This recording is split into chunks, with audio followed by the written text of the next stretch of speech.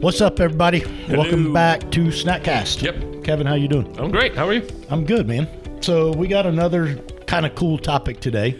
Yeah, you brought this one to me the other day, man. I thought this was, I was like, you may be onto something. Well- And then after diving in, I'm like, holy cow. It's interesting, right? So credit where credit's due. A guy named Jeff Noobs that I follow on Twitter.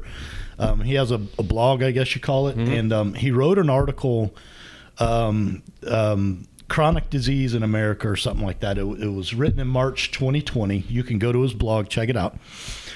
But less than the study of chronic disease was more kind of some data points that Well, the one thing that I saw that popped out was chronic disease since 1930, and that's cancer, heart disease, diabetes, and there was one more. I forget. it's chronic. Yeah.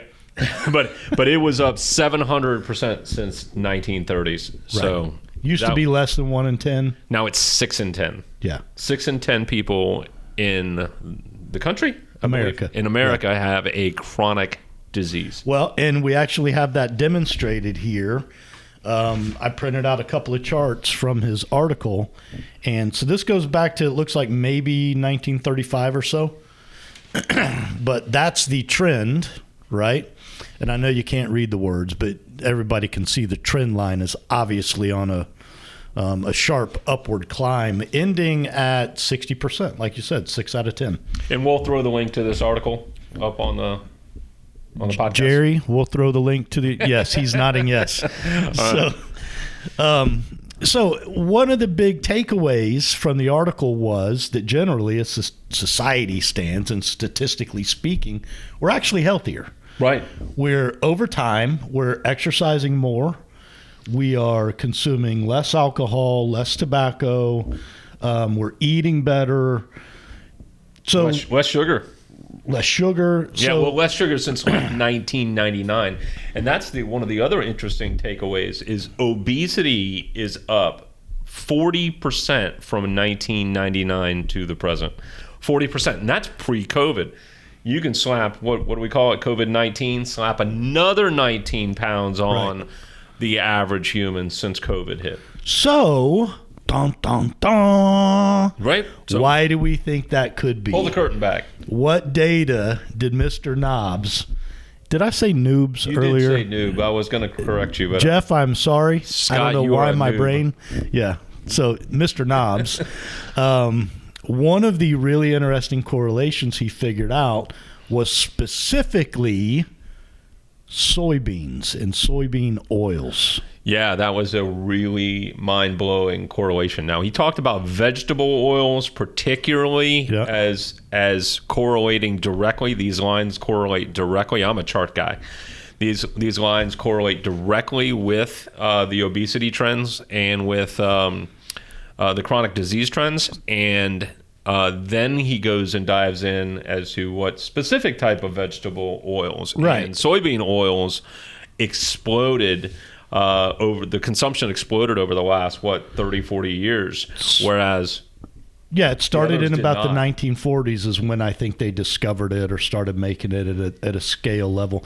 So again, I know you guys can't see the details of this, but this clump of lines all down here at the bottom is most of your other seed oils, your sunflowers, your canolas, your whatever. your soybean The oils, yeah. light blue line right here under the dark red line is the soy. And that's predominantly where vegetable oils are made of, correct?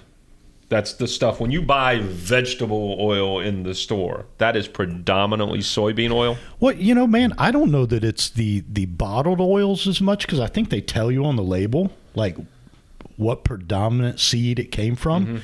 I think really what you're talking about is the processed food. Ah, you mean the stuff that they put in your cookies and your crackers and your it's all soybean oil. man, great So talk. look great, at your ranch dressing. Yeah. Soybean oil. great talking point, because soybean oil, when you think of it in that perspective, it's in everything. Everything. So the key takeaway. Key takeaway, man. Thank you, Mr. Knobs. We appreciate the info. Really good article. I would encourage you to go check it out. Follow him on Twitter. My key takeaway, man, I think we say it over and over, but it's awareness of what you're consuming. It's reading the label. It's knowing what's in it. It's taking information like this that Mr. Knobs made available and kind of using it as an eye-opener to go, okay, all right, so I don't want to throw Monsanto under the bus, but our big That bus has already been. Everybody else has. You might as well do it too. right, our big food providers are doing anything they can to create margin, to reduce expenses. And that means keep it on the shelf longer. That means keep it simpler as in easier, cost efficient. Right, ingredients. Right. And get it on the shelf and it stays there until it sells. Yeah. And what are we starting to learn? Man, cooking your own food. there's a place for that. Oh, there's a big place for that. Yeah. So, all right. We highly, highly, highly encourage you to read this article. I think you'll start to make overlaps as I did. Why does paleo work? Oh my goodness. Why is vegan work? Oh my goodness. Why does keto work? Oh my goodness. I mean, you start going, a lot of these things don't contain this. Yeah. A lot of it is natural versus science. That's right. Yeah. So, all right. Snackcast. The email. Snackcast@yes.fit. See? Ideas, thoughts, comments, criticisms. Kevin's handsome. Scott's more handsome. Whatever. Send them our way. Yep. Thanks, guys. Peace out. See ya.